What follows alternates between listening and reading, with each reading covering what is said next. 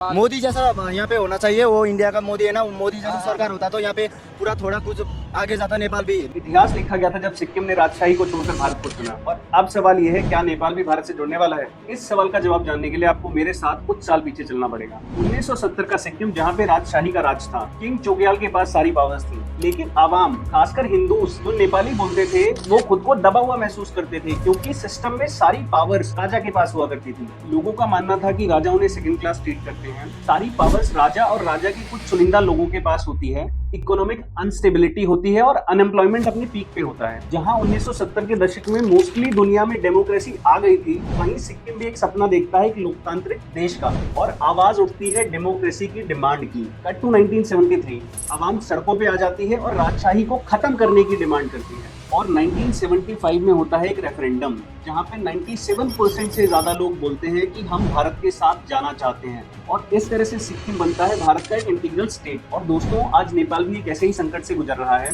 एक हिंदू राष्ट्र जो 2008 तक राजशाही में था, अब डेमोक्रेसी के नाम पे पॉलिटिकल क्राइसिस झेल रहा है। हर कुछ महीनों में सरकार बदल जाती है, गिनी चुनी 2-3 पार्टियां जो बदल बदल के रूल करती रहती हैं। करप्शन पीक पे है, अनएम्प्लॉयमेंट पीक पे है, लोग सड़कों पे हैं, लोगों का भरोसा टूट चुका है। नेपाल का युवा ओपनली कह रहा है कि हमको इंडिया जैसा लीडरशिप चाहिए, जो हमें एम्प्लॉयमेंट दे सके, जो हमें करप्शन फ्री बना सके।